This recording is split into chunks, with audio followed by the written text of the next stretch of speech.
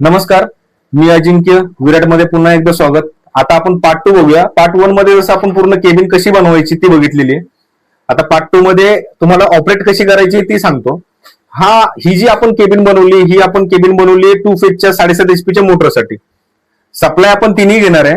Motor आपल्याला 2 फेजची चालू करायची आहे आणि ती पण 7.5 एचपी साठीची. आपण याच्यामध्ये 3 फ्यूज टाकलेले आहेत RYB चे. डीएमसी फ्यूज आहेत, पडले तरी फुटत नाहीत. त्याच्यानुसार कनेक्टर लावलेला आहे. 60 एम्पियरचा कनेक्टर टाकला इथे आपण.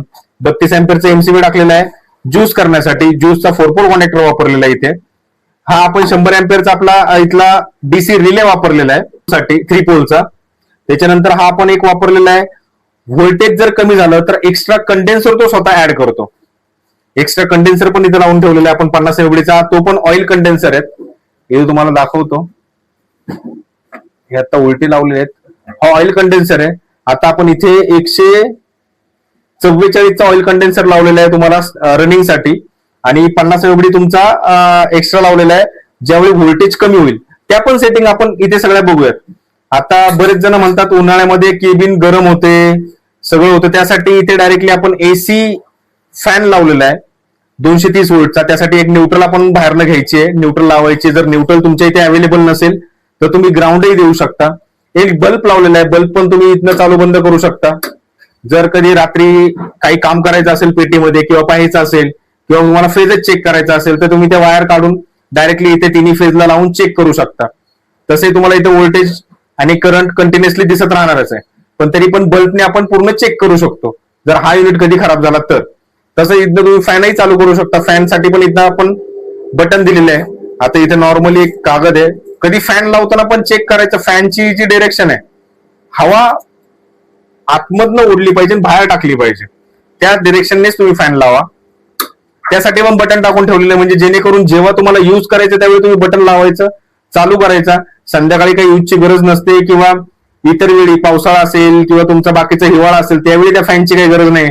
तुम्हाला त्या फॅनची गरज लागणार आहे फक्त उन्हाळ्यामध्ये, ज्यावेळी आपले स्टार्टर किंवा पेटी आपली गरम होते त्यावेळी. त्यासाठी त्याला बटन सिस्टीम पण टाकलेली आहे. आता नॉर्मल तुम्हाला बाकीचं ऑपरेशन्स दाखवतो. तिन्ही फेज आपण तिन्ही सप्लाय दिल्या. इथे 3 फेज ओकेची लाईट दाखवतोय. मी जर चालू केला सप्लाय, चालू होतोय कम्प्लिटली. त्यांनी स्टार्ट मारून सोडून दिलेला आहे. रनिंगचा रनिंग मध्ये गेलाय कम्प्लीट, म्हणजे मोटर चालू झाली. आता आपण इथे खाली मोटर नाही लावली. सप्लाय पण आलेला आहे 406 403 व्होल्टेज सप्लाय पण आलाय खाली.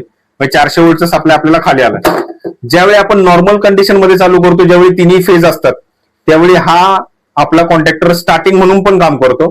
रनिंगचा कॉन्टॅक्टर आपला डीसी कॉन्टॅक्टर तो रनिंग मध्ये काम करतोय. हे रनिंगच्या कॉन्टॅक्टर मध्ये पण आपल्याला चालू करतो. आता समजा तुमचा एक 3 फेज सप्लाय आता तुम्हाला बंद करता येतो, बंद करता येतो. जर तुम्हाला ऑटोला टाकायची, तुम्हाला ऑटोला डायरेक्टली टाकून पण तुम्ही तुमचं चालू करू शकता. लाईट जर जाऊन आली तर याचा टायमर चालू होतो ऑटोमॅटिक. तुम्ही हा ऑटोमॅटिक चालू करतो जसं तुमचा सप्लाय असेल तसा. आता 3 फेजचा तुमचा इथं जो ज्यूस आहे तो ज्यूस कॉन्टॅक्टर चालू होणार नाहीये. ज्यूस कॉन्टॅक्टर कधी चालू होईल, ज्यावेळी तुमचा जो मधला गेलेला सप्लाय असेल, गेलेला सप्लाय मध्येच टाकायचा आहे. 1 नंबरला आपण फुल देतोय, 3 नंबरला आपण डिम देतोय. हे देणारे सप्लाय. ऑटोला टाकल्यानंतर हाताने बंद करता येत नाही. बटन मॅन्युअलला घेऊनच तुम्हाला बंद करायची. बटन मॅन्युअलला घेतलं, बंद केलीये, मोटर ऑनचा सिग्नल तुमचा गेलेला आहे. आता मी इथे तुम्हाला आहे ना 2 फेजचा सप्लाय देतो. मी फ्यूजच काढून ठेवतोय. फ्यूज काढला मी. फ्यूज काढल्यावरती इथली लाईट जाईल तुमची. म्हणजे आता 3 फेजचा सप्लाय नाही, आपल्याकडे 2 फेज सप्लाय.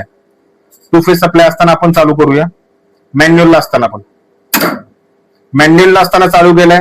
तुमचा ज्यूसचा कॉन्टॅक्टर पण चालू झालाय. हा एमसीबी वरती पाहिजे कंटिन्युअसली आणि खाली तुम्हाला 3 फेजचा सप्लाय कंटिन्युअसली भेटणार आहे. आणि हा टच करून त्यांनी सोडून दिला. ज्यावेळी तुमचं व्होल्टेज कमी होईल त्यावेळी तो चालू होईल. तर मी बंद करतो.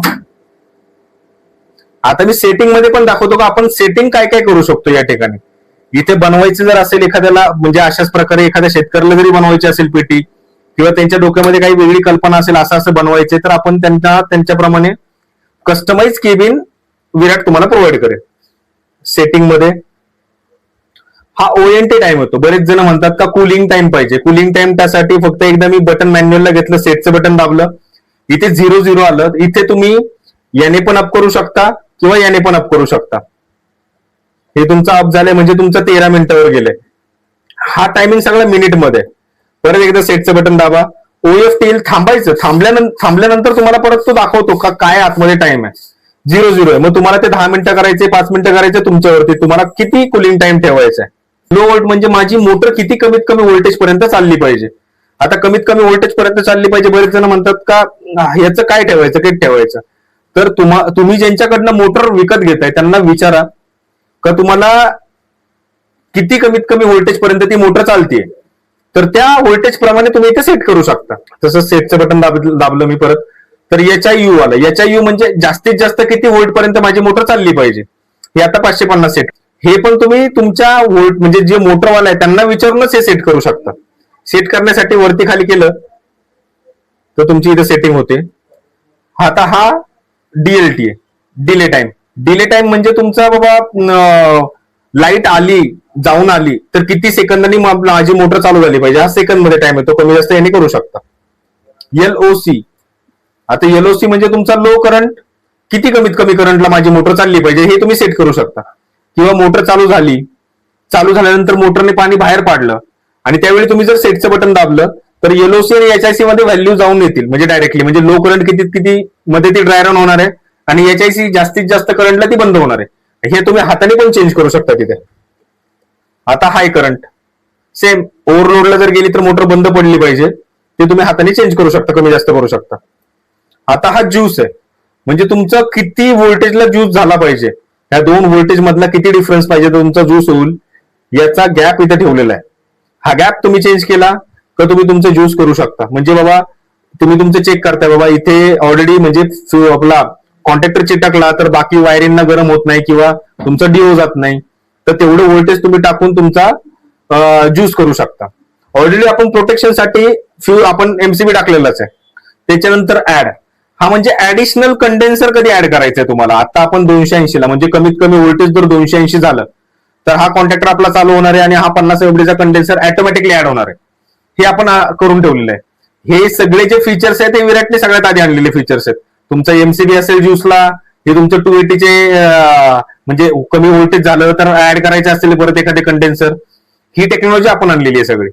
याच्यामध्ये तुम्ही कमी जास्त करू शकता. तुम्हाला किती व्होल्टेजला कमी करायचंय किंवा किती व्होल्टेजला चालू करायचंय त्या व्होल्टेज प्रमाणे तुम्ही तुमचं सेटिंग करू शकता.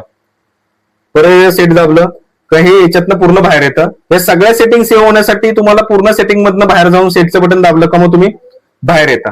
ठीक आहे, याप्रमाणे सगळ्या टेस्टिंग होतात. तुम्ही इथं तुमच्या बाकीच्या काय प्रॉब्लेम्स असतील किंवा तुम्हाला बाकीचं काही विचारायचं असेल तर खालील नंबरवरती तुम्ही व्हॉट्सअपला मेसेज करून ठेवा, तुम्हाला त्याचा नक्कीच रिप्लाय दिला जाईल. किंवा एखाद्याला अशी केबिन बनवून पाहिजे असेल किंवा बनवायची असेल तर ऑलरेडी सगळं रॉ मटेरियल आपल्याकडे भेटतंय, सगळं एकदम कमी रेटमध्ये भेटतंय. त्याचा व्हिडिओ सुद्धा टाकलेला आहे आपण, तो तुम्ही पाहून पण बनवू शकता. थँक्यू.